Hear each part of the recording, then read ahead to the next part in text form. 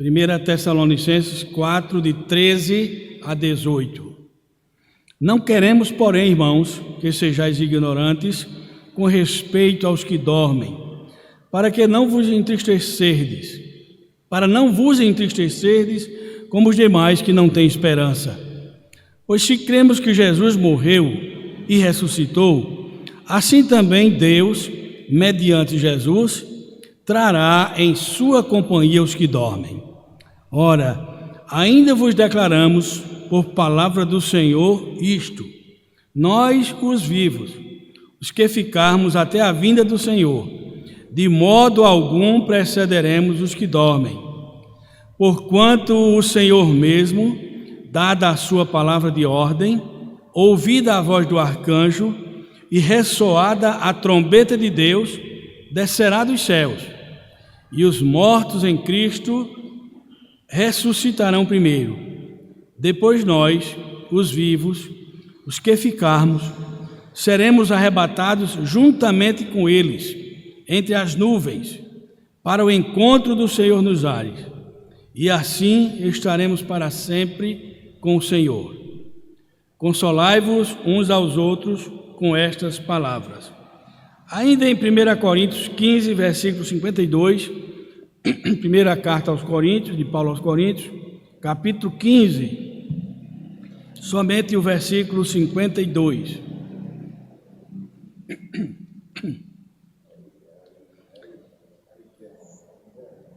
1 Coríntios 15, verso 52. Só o 52. 15 e 52. 15 e 52. É.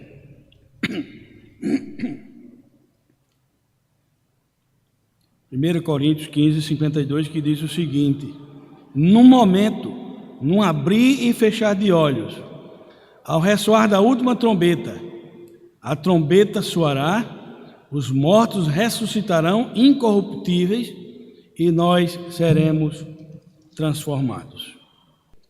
Nós gostaríamos de meditar um pouco com os irmãos nesta noite sobre esse evento glorioso prometido na palavra de Deus, o arrebatamento da igreja, que é a bendita esperança do crente.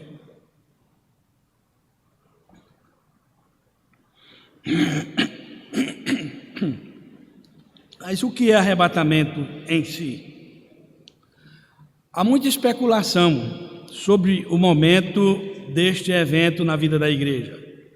Muito se discute, muito se especula a respeito, muito se estuda sobre o chamado arrebatamento pré-tribulacional.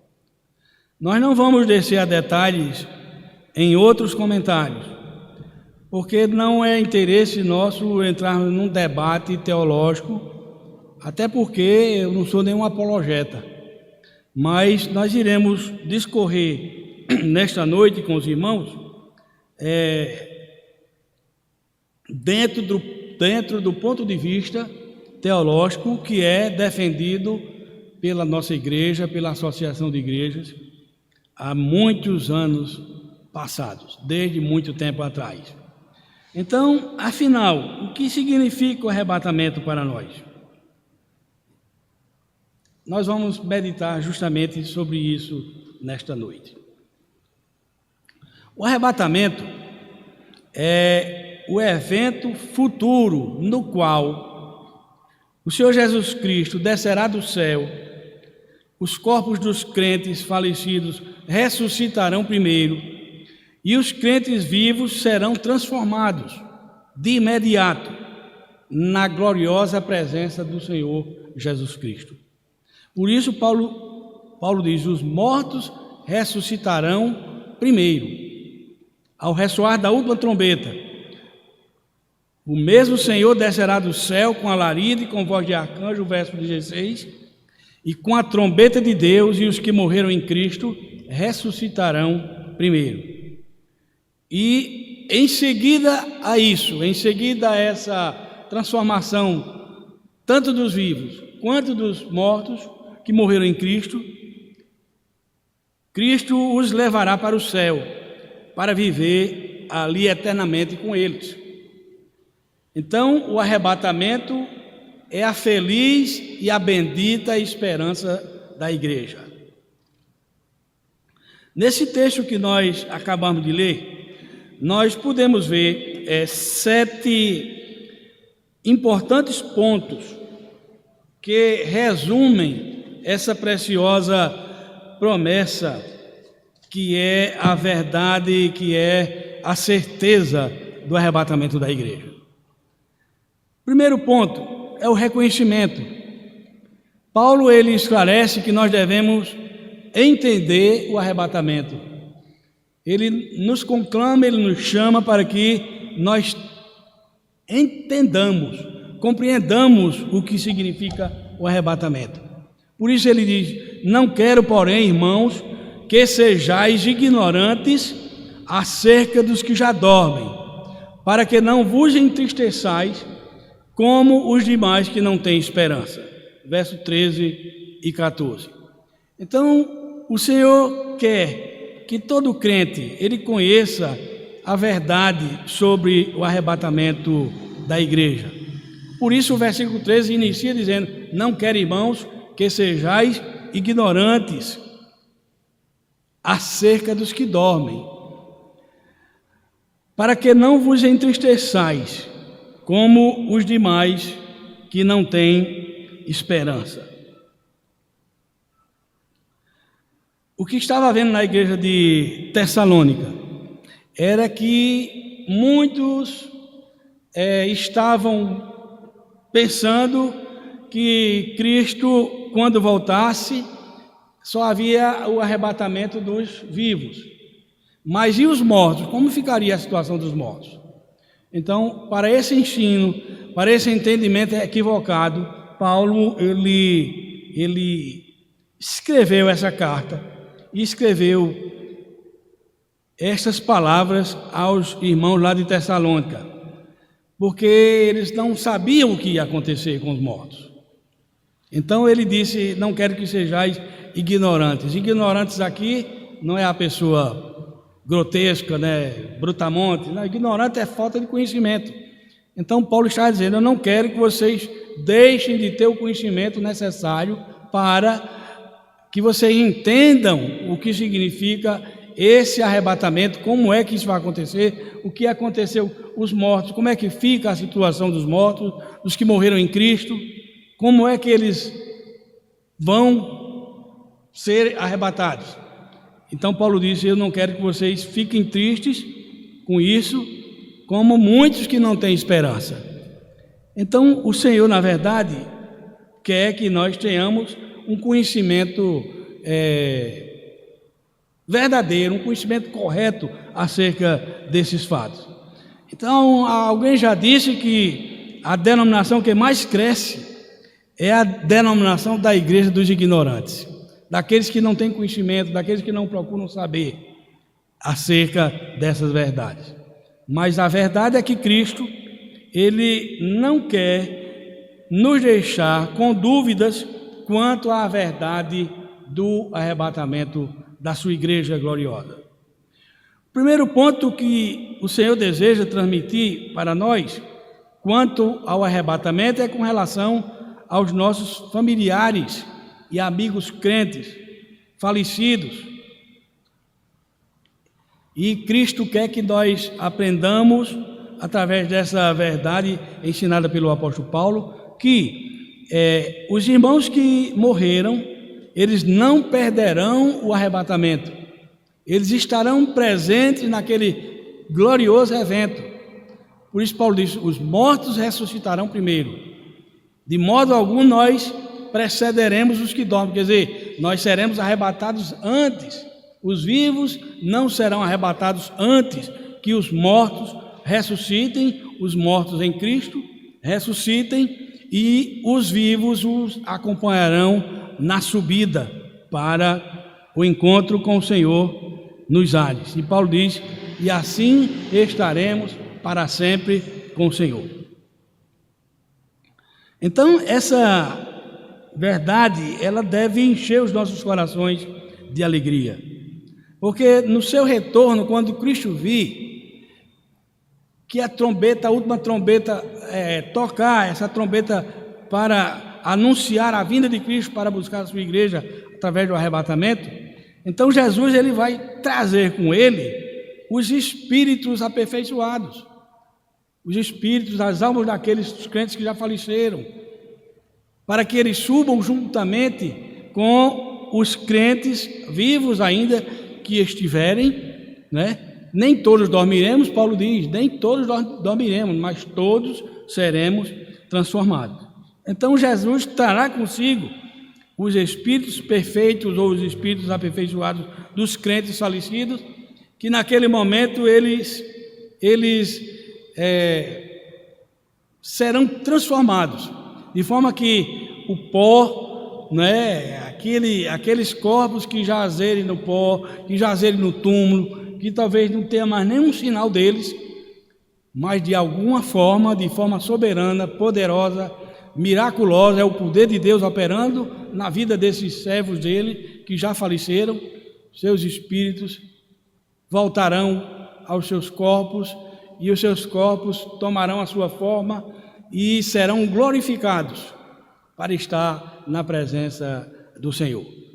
Por isso Paulo diz que é necessário que isto que é mortal, que é a nossa carne, se revista de imortalidade, e o que é corrupto se revista de incorruptibilidade. E ele diz, então, quando o que é mortal se revestir da imortalidade e o que é corrupto se revestir da incorruptibilidade, então podemos dizer, tragada foi a morte na vitória. E Paulo canta aquele hino glorioso, onde está a morte a tua vitória, onde está a morte o teu aguilhão. O aguilhão da morte é o pecado, mas a força do pecado é a lei. Aí Paulo diz, mas graças a Deus que nos dá a vitória por Jesus Cristo. Então essa verdade, ela proporciona consolo e esperança ao nosso coração.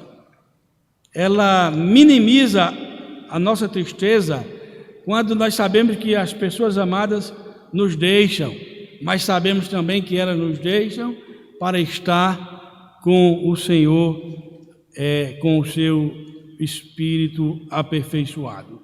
Então, quando o crente morre, não há uma despedida definitiva, há uma partida, não há um adeus, há um até breve, um até logo. Então, no arrebatamento, nós voltaremos a encontrá-los. O segundo ponto que nós gostaríamos de ver aqui com os irmãos, dentre esses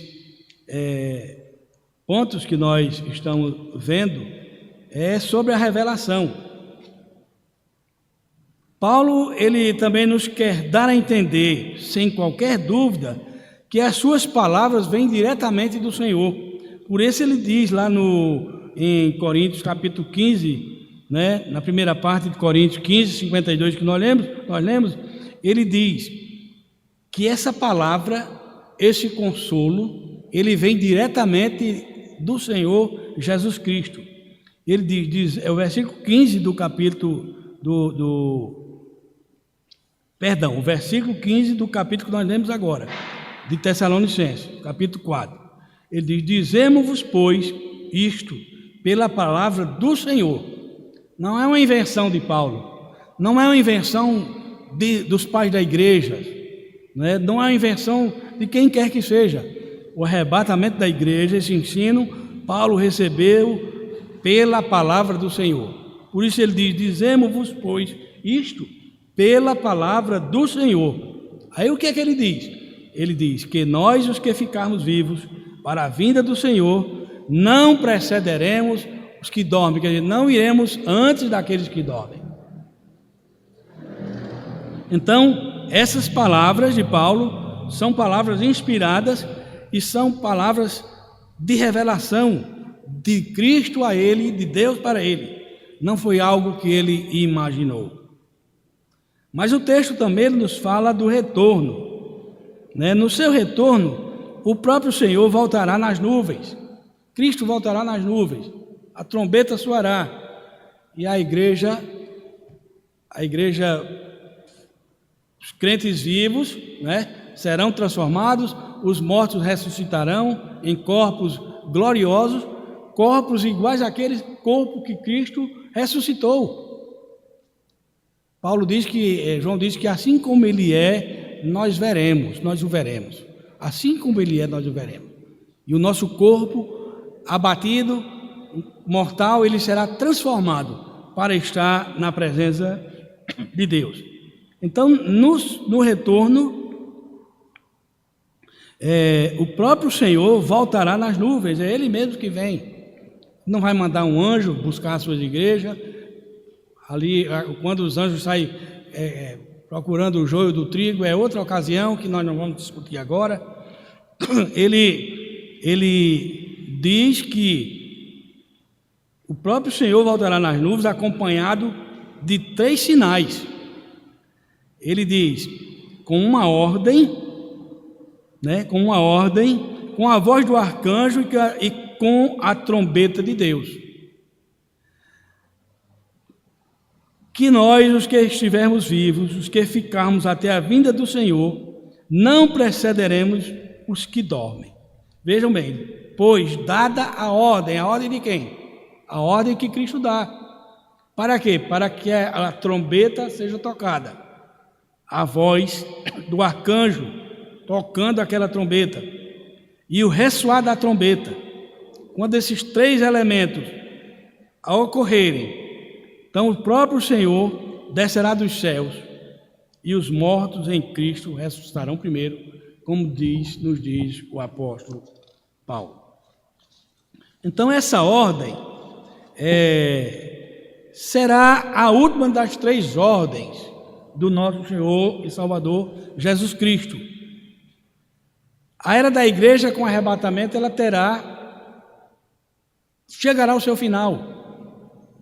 A dispensação, da graça terá cumprida a sua finalidade. Então essa ordem será a última das 3 ordens do nosso Salvador. Observe que em cada uma delas se ressuscitam mortos. Lá no texto de João 5, 28 a 29, o Senhor Jesus Cristo diz: não vos maravilheis disto, porque vem a hora em que todos os que se acham nos sepulcros ouvirão a sua voz. Os que tiverem feito bem para a ressurreição da vida, e os que tiverem praticado mal para a ressurreição do juízo. Isso também ocorrerá numa outra ocasião que nós não vamos discutir agora. Mas o que nós queremos destacar aqui é com respeito à ressurreição. O Senhor Jesus Cristo também, lá no cemitério, quando ele chegou no túmulo de Lázaro, João 11, 43 a 44, ele disse: e tendo dito isto, clamou em alta voz: Lázaro, vem para fora. Saiu aquele que estivera morto, tendo os pés e as mãos ligados com ataduras, e o rosto envolto num lenço. Então lhes ordenou Jesus: desatai-o e deixai-o ir. Também o brado na cruz, quando os mortos ressuscitaram, quando Jesus entregou o seu espírito, ele disse: Pai, está tudo consumado, nas tuas mãos entrego o meu espírito. E as escrituras dizem que o véu do templo se rasgou de alto a baixo em 2 partes, e a terra tremeu, houve terremotos, rochas se racharam, se fenderam, sepulcros se abriram, e muitos corpos dos santos que dormiam ressuscitaram. E a Bíblia diz o seguinte, que saindo dos sepulcros, depois da ressurreição de Jesus, entraram na cidade santa, e apareceram a muitos irmãos. Esses irmãos, eles ressuscitaram com a ressurreição de Cristo, com a morte de Cristo, mas eles não ressuscitaram antes de Cristo, eles ressuscitaram depois de Cristo, porque Cristo, ele é a primícia dos que dormem. Ele é o primeiro que ressuscitou na história da humanidade, e em corpo glorificado está diante do Pai. O centurião também, que guardava o túmulo, quando viu aquilo tudo, eles ficaram possuídos de grande temor e disseram: verdadeiramente este homem era filho de Deus. Aconteceu aqueles fatos, né, contrários à própria natureza, terremoto, pedra se rachando. Cristo havia ressuscitado. Então, quando o brado das nuvens, quando os mortos ressuscitarem na sua vinda, também ocorrerá. Porquanto o Senhor mesmo, dada a sua palavra de ordem, esse é o brado das nuvens. Quando o Senhor determinar que o anjo toque a trombeta e os mortos ressuscitarão pela palavra do Senhor e pela força do seu poder. Em quarto lugar, o texto fala também da ressurreição. No versículo 16, a parte B do versículo 16, diz que e os mortos em Cristo ressuscitarão primeiro. Então, outro ponto importante desse texto é sobre a ressurreição. Quando Cristo descer do céu, ele estará nas nuvens, aguardando sua igreja subir. Então, os corpos dos crentes falecidos, para serem unidos aos seus espíritos perfeitos, voltarão, né, à vida, uma vida gloriosa. Os corpos dos crentes ressuscitarão primeiro, para serem unidos aos seus espíritos perfeitos, que voltarão com o Senhor.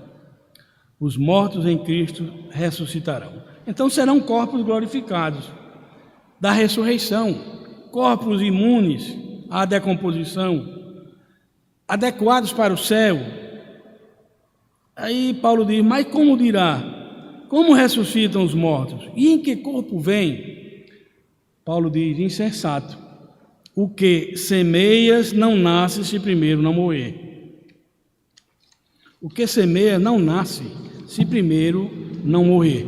Você planta uma semente de feijão, uma semente de milho, ele tem vida, a semente, ela tem vida latente, né? Ela tem vida, porque Deus colocou a vida naquela semente, para que ela, quando seja plantada, seja colocada na terra, ela brote e produza o seu fruto.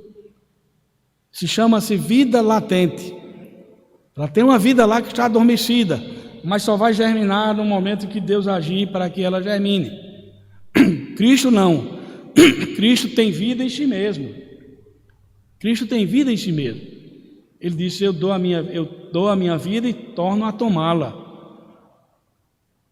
Dizendo a Pilatos: nenhum poder teria sobre mim se do céu não te fosse concedido. Então ele disse: a minha vida eu dou e torno a tomá-la. Porque Cristo é Deus e Ele tinha poder para isso.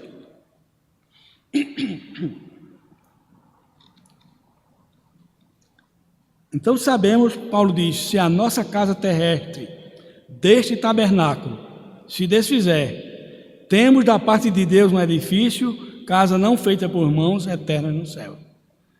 Se o nosso tabernáculo terrestre é o nosso corpo, é onde habita o nosso espírito, se ele se desfizer, se ele desvanecer, se ele for para a terra e a terra consumi-lo, Paulo diz: nós temos da parte de Deus um edifício, casa não feita por mãos, eterna nos céus. É a vida eterna. É o corpo ressurreto e glorificado para estar diante de Deus, não mais sujeito às intempéries da vida, não mais sujeito à enfermidade, à doença. Como Cristo, os discípulos estavam reunidos no cenáculo, fechados na sala, Cristo de repente se apresenta no meio deles, tudo fechado. Corpo glorioso, não sujeito a onde a matéria não mais impede que ele se locomova do jeito que quer e passe por onde quer, sem nenhum impedimento.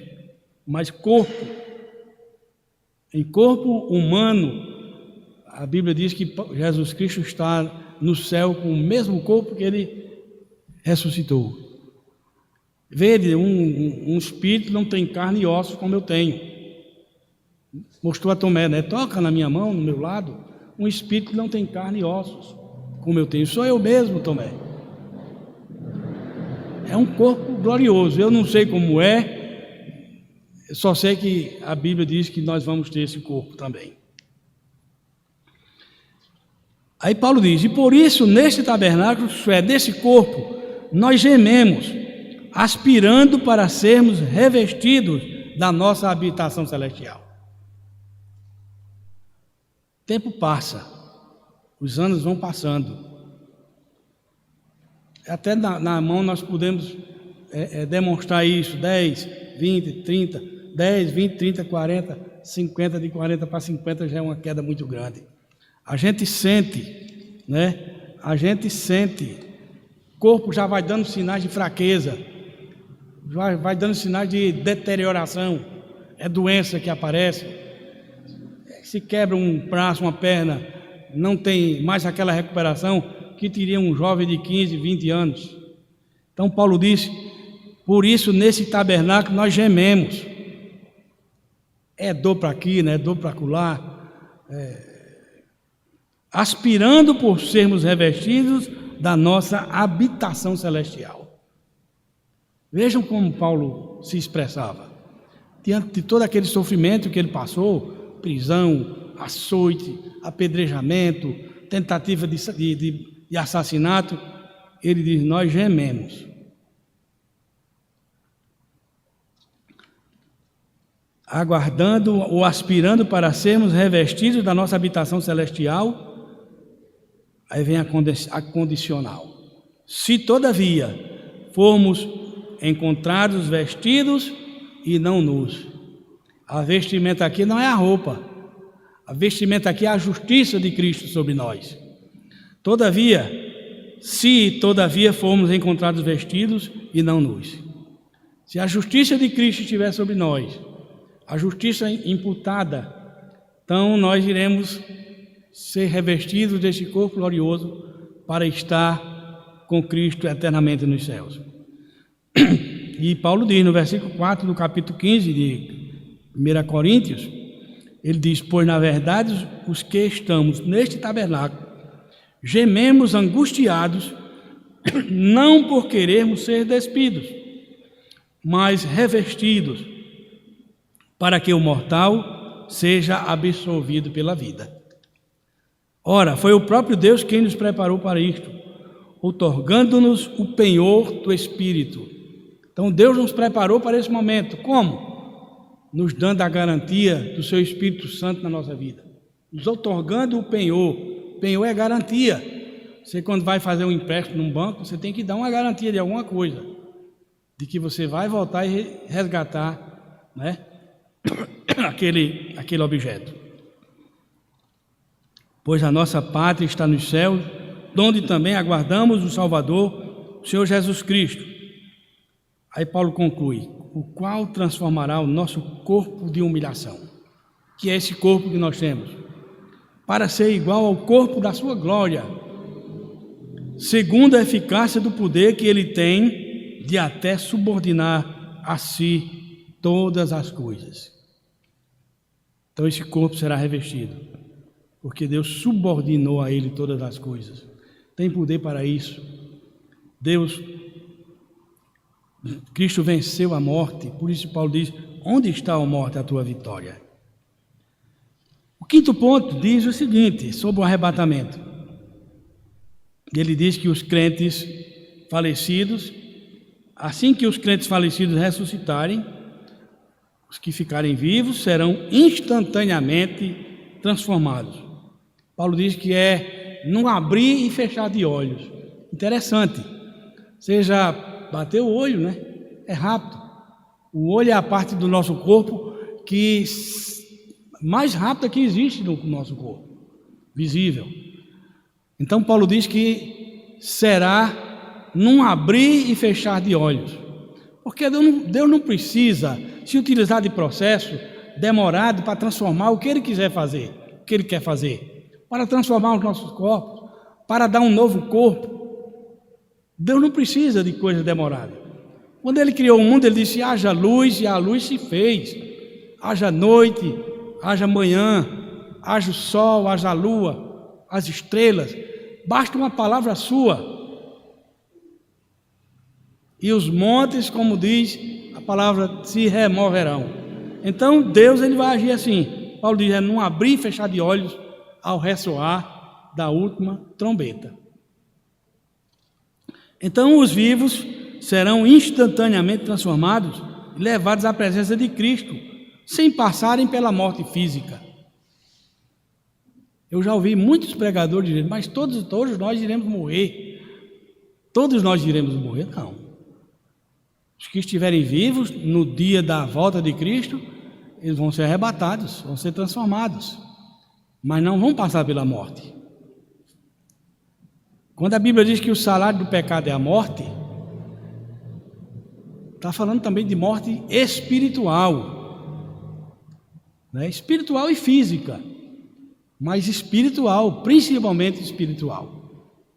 A separação de Deus. Morte é isso, separação. Então Paulo diz: depois nós que ficarmos vivos seremos arrebatados juntamente com eles nas nuvens.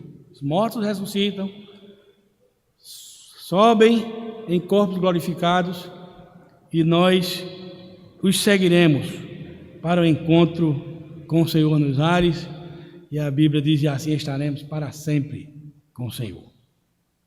Lá em 1 Coríntios 15, 51, a parte B, nós temos uma preciosa descrição daquilo que alguns de nós experimentarão no arrebatamento. Bilhões de crentes nunca conhecerão o espinho da morte. No instante eles serão transformados subitamente para a presença do Senhor, nas nuvens, num abrir e fechar de olhos, como nós já vimos.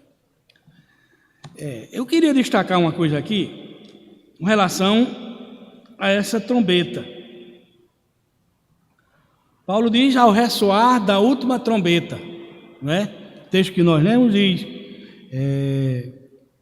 porquanto o Senhor mesmo dá na sua palavra de ordem, ouvida a voz do arcanjo e ressoada a trombeta de Deus. E Paulo, lá em 1 Coríntios, ele diz que a última fala sobre a última trombeta. Essa última trombeta, ela é diferente daquela trombeta de Apocalipse, capítulo 11.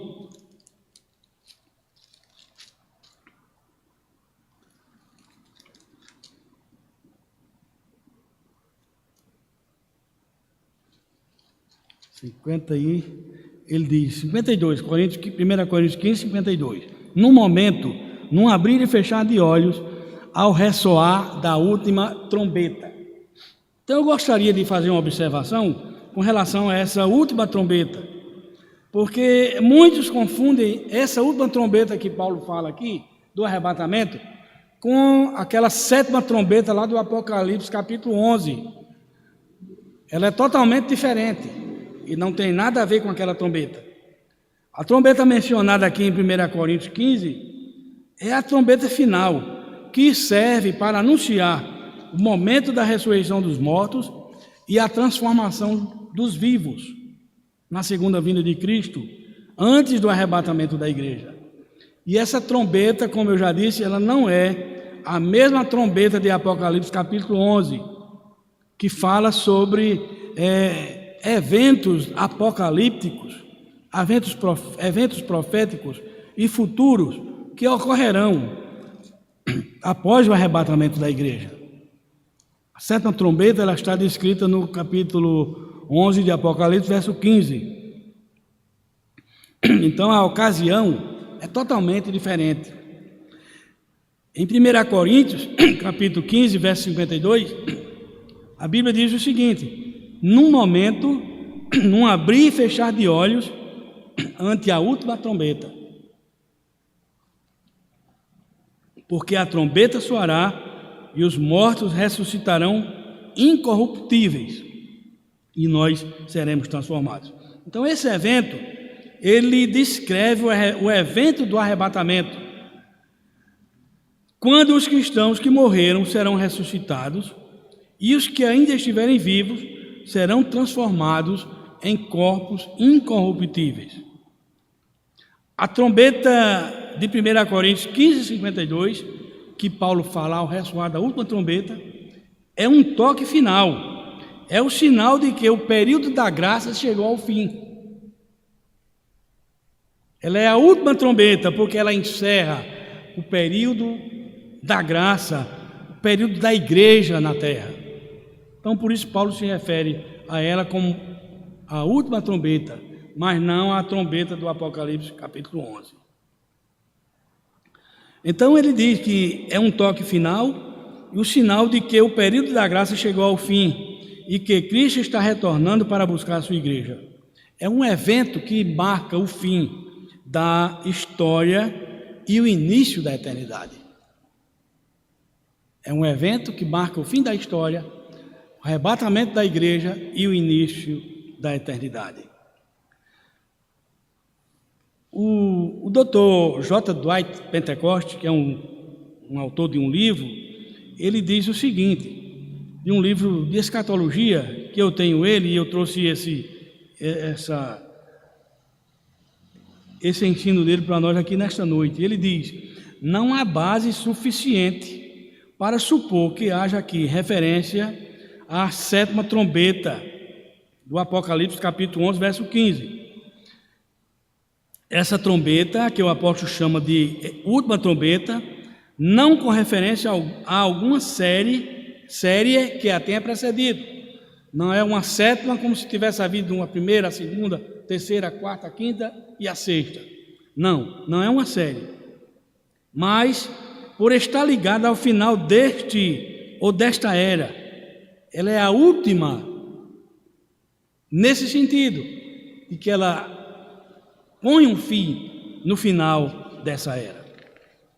Então, em resumo, a trombeta de 1 Coríntios é a trombeta final, que marca a ressurreição e transformação na volta de Cristo. Ela é diferente da sétima trombeta, da sétima trombeta do Apocalipse 11, porque lá está narrando eventos apocalípticos, catastróficos, terremotos, morte da humanidade, perseguição, mas não se refere a isso. E este evento, ele é o arrebatamento quando os cristãos se encontram com Cristo. Com o arrebatamento da igreja, haverá a reunificação. Os crentes todos, os que morreram em Cristo e os vivos que estiverem na volta de Cristo, eles serão reunificados de forma maravilhosa, de forma que todos os crentes estarão ali naquele dia. Então, irmãos, esse evento nos traz um consolo muito grande, para os nossos corações. Por quê? Porque ele põe fim ao sofrimento, ele põe fim a tudo quanto a igreja tenha passado, seja em termos de perseguição, seja em termos de provação. A igreja do primeiro século, perseguida, muitos assassinados, jogados nas covas dos leões. A igreja também da Idade Média, perseguida, os huguenotes, passados ao fio da espada. A igreja da Reforma, também perseguida. Mas a igreja de Cristo é assim: quanto mais ela é perseguida, quanto mais ela é esmagada, mais ela floresce, mais ela exala o cheiro suave de Cristo. Então, num abrir e fechar de olhos, Paulo ele usa essa expressão para mostrar que o arrebatamento é um acontecimento rápido e está às portas de acontecer. Aquela trombeta ela soará para anunciar o fim da era da igreja, quando os crentes vivos serão arrebatados. Paulo demonstra aqui também a sua alegria e anseio por esse momento. Quando ele, lá no versículo 54 a 57 de 1 Coríntios 15, quando ele diz, ele ironiza, né? Ele diz o seguinte, como se o aguilhão da morte fosse uma abelha cujo ferrão fosse removido. Então esse ferrão ou esse aguilhão é justamente o pecado. Quando Paulo diz, onde está a morte, o teu poder? Veja o que é que Paulo diz lá no versículo 54. E quando este corpo corruptível se revestir de incorruptibilidade, e o que é mortal se revestir de imortalidade, então se cumprirá a palavra que está escrita: tragada foi a morte pela vitória. O que é ser tragada? É ser engolida, né? Algo que é tragado é engolido. Ele sucumbe a alguma coisa que faz com que ele desapareça. Por exemplo, um navio, Titanic, que foi tragado pelas águas, naufragou, permanece no fundo do mar até hoje. Então, Paulo diz, quando ele diz, tragada foi a morte pela vitória. Quer dizer, a morte, ela foi engolida pela vida, pela vitória, e acabou. Deus pôs um fim a isso. Aí Paulo ironiza o pecado quando ele diz, onde está, ó morte, o teu aguilhão? Onde está, ó morte, a tua vitória? A morte foi derrotada na cruz do Calvário. Ela foi derrotada quando Cristo expirou na cruz e disse em alta voz, está consumado. Onde está, ó morte, a tua vitória? Onde está, ó morte, o teu aguilhão? O aguilhão da morte é o pecado. Os irmãos já devem ter visto uma figura, né? Aquela figura da morte, aquele personagem sombrio com aquela capa preta, com aquele capuz e um aguilhão, né? Um cabo, vai ser uma foice lá na frente, lá em cima. Paulo diz, onde está, ó morte, o teu aguilhão? O aguilhão da morte é o pecado, e a força do pecado é a lei. Então Satanás, ele produzia medo, produz medo nos homens da morte. E Cristo, ele veio para destruir aquele que infundia em nosso coração o medo da morte. O crente verdadeiro não tem medo da morte, não tem medo de morrer, porque ele sabe que no momento em que ele partir daqui, ele, ausente do corpo, ele está presente com Cristo. Por isso não há temor. E ele diz, graças a Deus que nos dá vitória por intermédio do Senhor Jesus Cristo. A vitória não é nossa, a vitória é de Cristo. A vitória é daquele que é honrado eternamente, como o ancião de dias, lá na glória. E Paulo, no versículo 58, ele nos diz o seguinte, portanto, meus amados irmãos, sede firmes, inabaláveis, sempre abundantes na obra do Senhor, sabendo que no Senhor o vosso trabalho não é vão. No Senhor o vosso trabalho não é vão. O MacArthur, na sua Bíblia comentada, ele diz que a esperança da ressurreição torna todos os esforços e sacrifícios pela obra do Senhor dignos desta ressurreição. A esperança da ressurreição torna todos os esforços pela obra do Senhor dignos dela, dessa esperança da ressurreição. Nenhum trabalho feito, ele continua, nenhum trabalho feito em seu nome, nome de Cristo, é vão, à luz da glória e da recompensa eternas. Nada será vão. O mínimo que nós fizermos, o mínimo que nós pudermos fazer, não será vão no Senhor. Às vezes a gente pensa que trabalhamos tanto, né, para o Senhor. Às vezes a gente vem para a igreja com tanto sacrifício e pensa que nós pensamos que muitas vezes estamos fazendo um favor tão grande para Deus, mas não, é Deus fazendo o favor, dispensando o seu favor, dispensando o seu cuidado para conosco. Então, irmãos, é glorioso estarmos vivendo nessa esperança. Que o Senhor encha o nosso coração de esperança. Que busquemos ler cada vez mais a Bíblia esses assuntos, o livro do Apocalipse, esses assuntos da atualidade que mexem com a gente. Muitas pessoas ficam fazendo conjecturas, marcando data, dia e hora para acontecer, mas não é assim. Cristo tem determinado tudo no seu devido tempo e Ele executará da forma e da maneira como Ele já determinou.